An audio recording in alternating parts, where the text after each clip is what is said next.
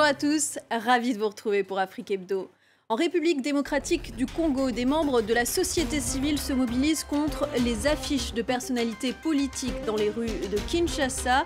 Ils dénoncent une violation de la loi car la campagne pour les élections n'a pas encore officiellement débuté.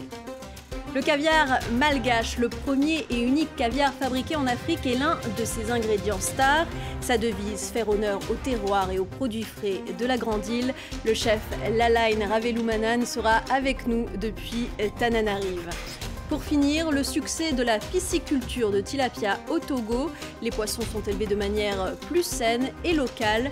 Une pisciculture qui pourrait à terme évincer la filière clandestine en provenance de Chine. En République démocratique du Congo, l'élection présidentielle couplée aux législatives et aux provinciales est censée se tenir le 20 décembre prochain.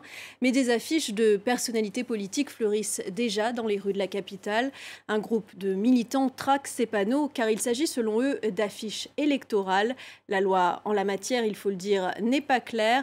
Le point avec notre correspondante Aurélie Bazara-Kiborgoula. Téléphones en main, ils partent à l'assaut des rues de Massina. Ça prend du temps. On peut passer toute une journée comme ça.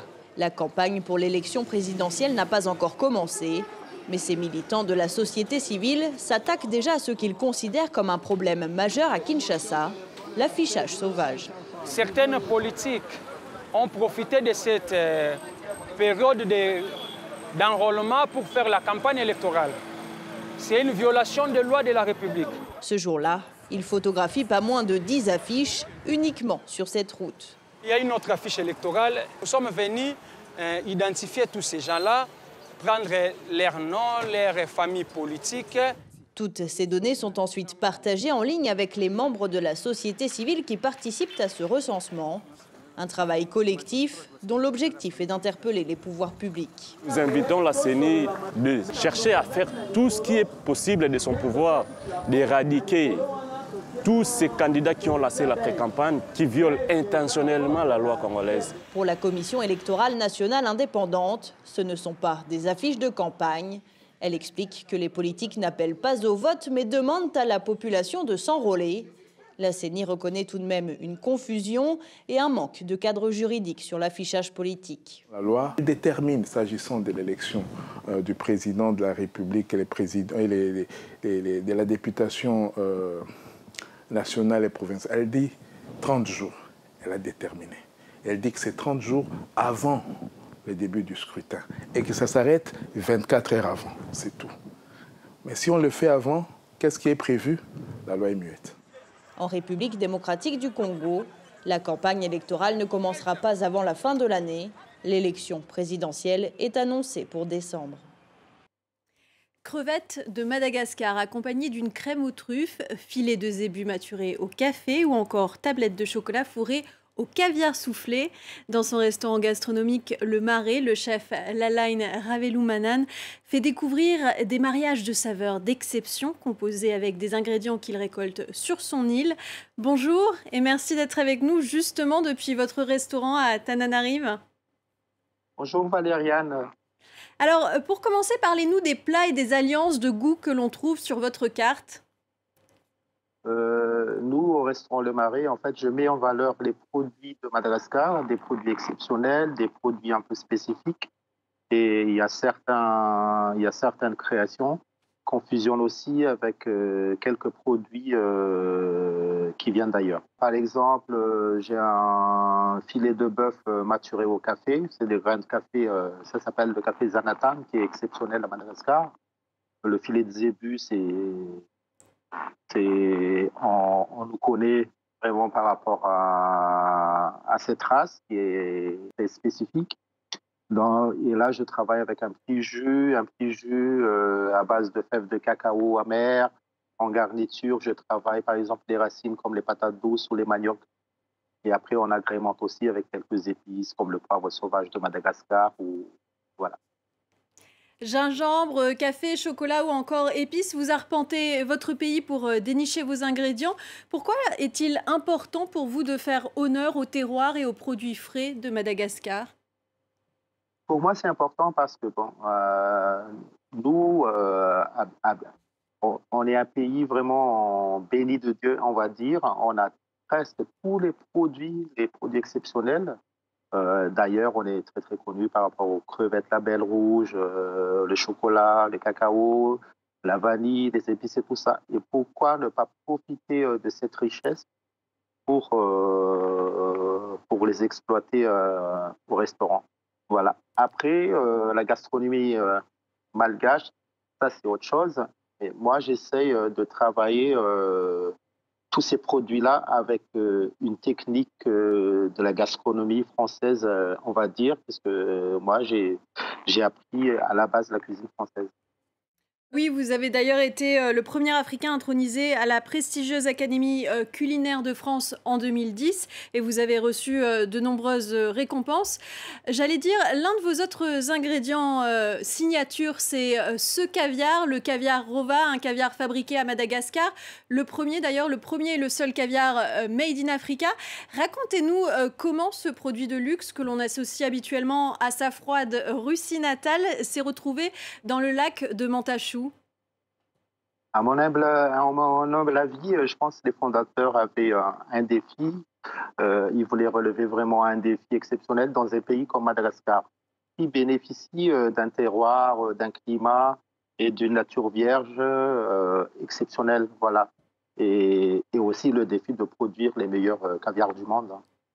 Un caviar qui a donc un goût et une histoire atypique. Quel genre de plat est-ce que vous confectionnez avec cet ingrédient ? Au Malais Restaurant, je travaille le caviar. Ça peut être en mise en bouche, ça peut être avec des végétales, des fruits de mer, du poisson, de la viande également. Et aussi, on a des desserts à base de caviar de Madagascar. Justement, quel genre de dessert ? Là, par exemple, on a fait un dessert à base de ganache chocolat intense avec un chocolat couverture à 80%. Pour adoucir un peu l'amertume là-dessus, on utilise du chocolat dulcé ou sinon un peu de caramel beurre salé et aussi de la feuillantine pour amener un peu des goûts croustillants pour le caviar. Et à côté, on servira toujours une petite crème ou une petite émulsion très très léger pour ne pas dénaturer ce caviar. Et comment réagissent vos clients lorsqu'ils découvrent ces alliances de goûts qui peuvent être étonnantes pour le palais ? Moi, mon plaisir, c'est quand les clients ils sortent chez moi et ils nous félicitent. Et quand ils nous félicitent, quand ils nous disent que c'est vraiment exceptionnel, on ne trouvera pas ailleurs cette association de goûts. Ça, c'est un plaisir pour toute mon équipe. Vous participez aussi au FESMA, le Festival culinaire de la marmite qui a lieu à Lomé au Togo. Pourquoi ce genre d'événement est-il important pour le continent africain ? Le FESMA est un événement très très important, surtout pour les chefs en Afrique. Ça nous permet de se rencontrer, de partager notre expérience commune. En même temps, ça met en valeur aussi les producteurs en Afrique, ça met en valeur tous nos produits. Donc c'est vraiment un événement exceptionnel qui mettra en avant, qui mettra en lumière les talents en Afrique. Merci, chef Lalaine Ravelou Manan, d'avoir été notre invité. Merci beaucoup, Valériane. Et on va parler d'un autre type de poisson, l'un des plus consommés sur le continent, le tilapia. Au Togo, depuis 2018 et le scandale des tilapias contaminés en provenance de Chine, il est interdit de l'importer.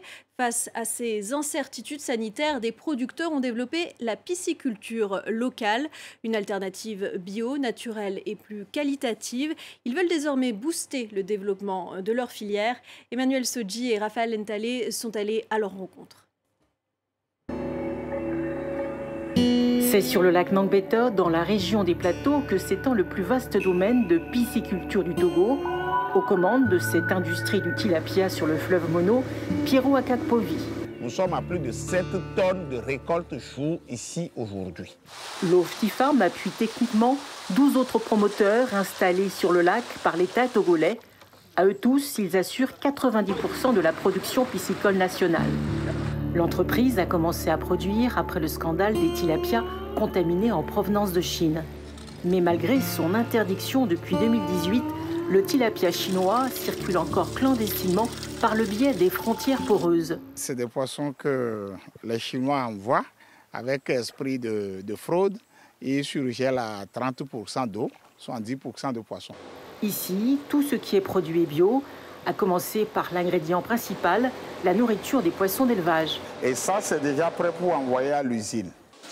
Dans sa chaîne de valeur, l'entrepreneur est en partenariat avec un spécialiste de la surgélation qui lui achète 60% de sa production et la commercialise sur l'ensemble du territoire. Aujourd'hui, il y a 200 tonnes existantes surgelées déjà qui sont dans nos chambres froides à Lomé. Et il y a encore 200 tonnes qui sont sur le lac qui n'arrivent pas à être surgelées parce que les chambres sont pleines. Et ça parce que des personnes ne veulent pas participer aux francs jeux et accompagner les producteurs locaux.